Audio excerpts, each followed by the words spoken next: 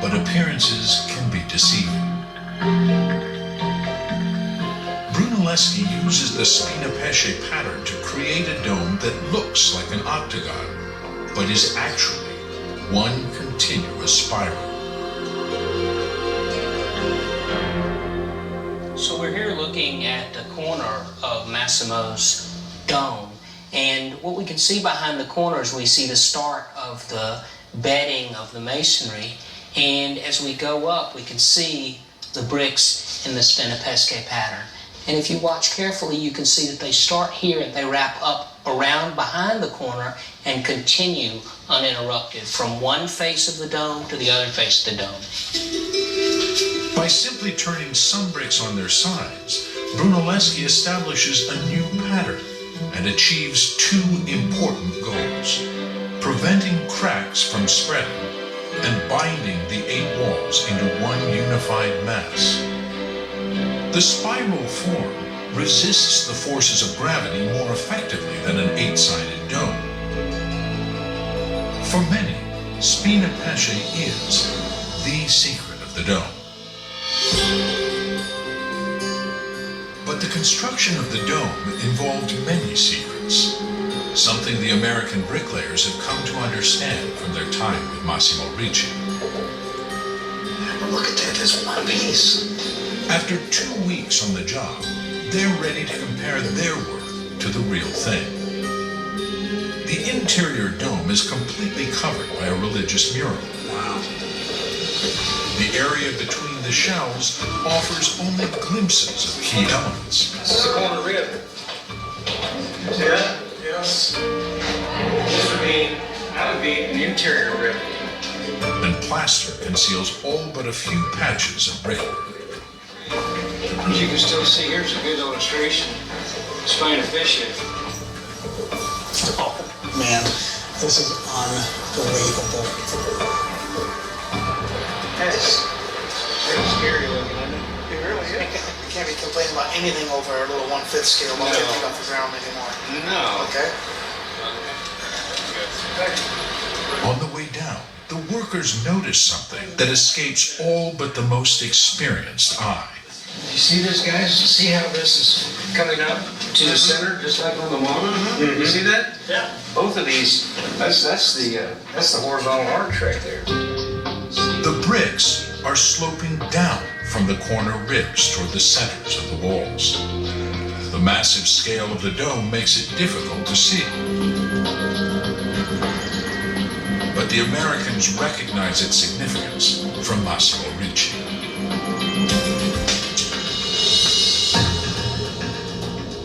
The important feature barely visible in Brunelleschi's dome becomes clear in Ricci's model. The tops of the walls don't follow a straight line as they go up. They dip from corner to corner. Within each wall, this creates an inverted arch, one of the most stable forms in architecture. These arches, combined with the spina pesce pattern, keep the bricks firmly in place, directing the weight of the masonry downward through the walls, preventing them from collapsing inward.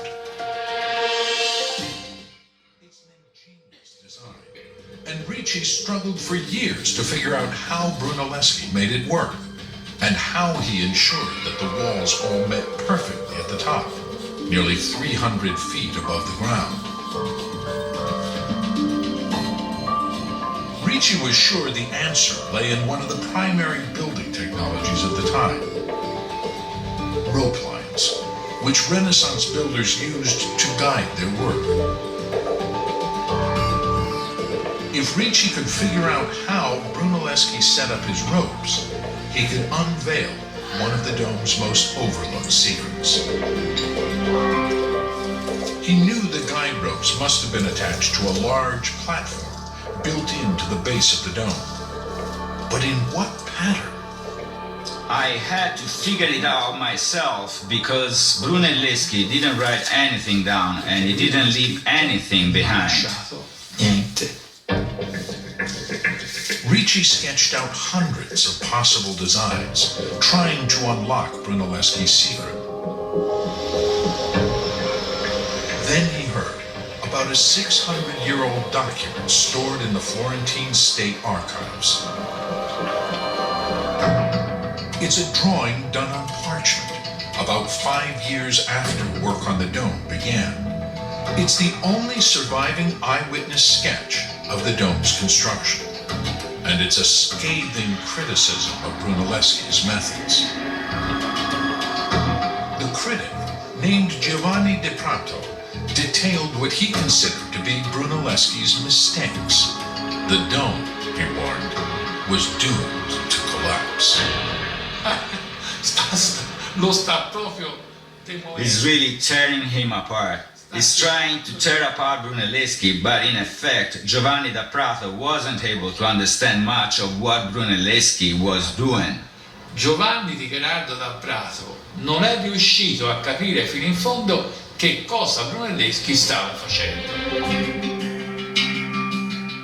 Di Prato may not have understood Brunelleschi's system, but he was thorough in his observations.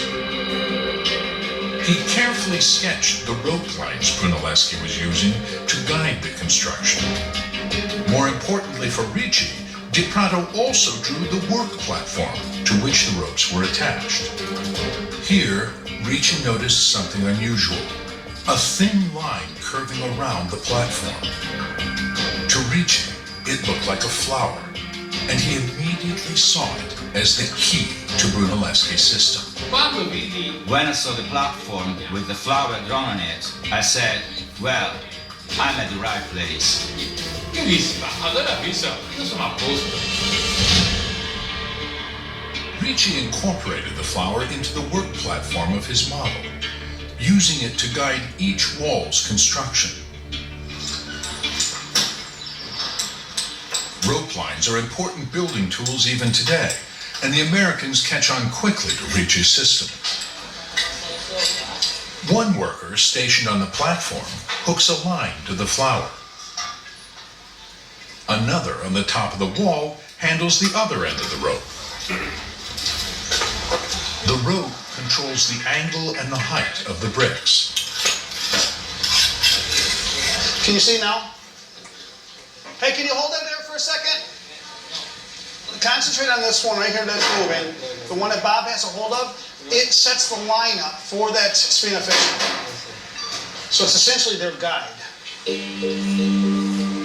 And that's why the shape of the flower is so important. As the platform worker moves the line along the flower, the rope transfers the curve of the flower to the wall. This creates the inverted arch. The walls may be strong, but for the dome to work, they must meet together at the top. One small miscalculation, repeated hundreds of thousands of times, would lead to disaster. Here's the angle as you go up. So you should follow that all the way up. But say if this was not correct, as you get that dome closing up to the top, it's not going to want to hit in the middle. So you might, the dome might be this way, or it might be this way. How could Brunelleschi know his dome was on the right track? The answer is in the lines. Crisscrossing from wall to wall, they establish the center point. And before any rope line guides a brick into place, brick by brick, the walls of Brunelleschi's dome rise until they meet at the top, nearly 300 feet in the sky, and the dome is complete.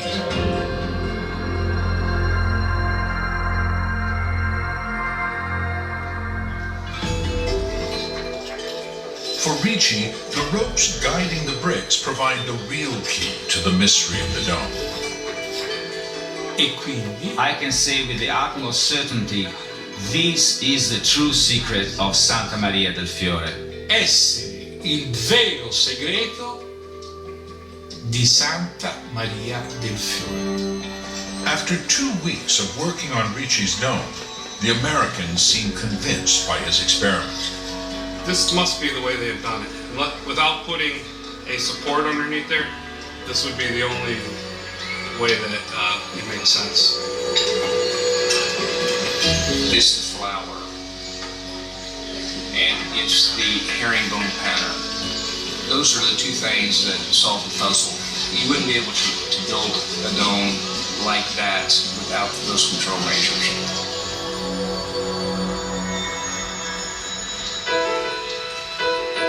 Massimo Ricci has now been working on his dome longer than it took Brunelleschi to build the original. His model will remain an open laboratory for those studying Brunelleschi's method, and as an argument for the importance of the flower. It's possible that Ricci, unlike his hero, will never see his work finished. But if you look at the dates of the building, 1420 to 1436, 16 years. That's the blink of an eye. That's very, very quick. And it's wonderful to think that he saw it completed. He was able to look at it. He was able to walk past the building and think to himself, I built that, I did that. With the dome, Florence moves into an entirely different dimension. The dome becomes the hub of a new city, of a new world. It is the expression of a self-confidence that no longer knows limits. People need works that can speak to them of their own capacity to dream. Brunelleschi's dome is perhaps the biggest of those works in the history of world art.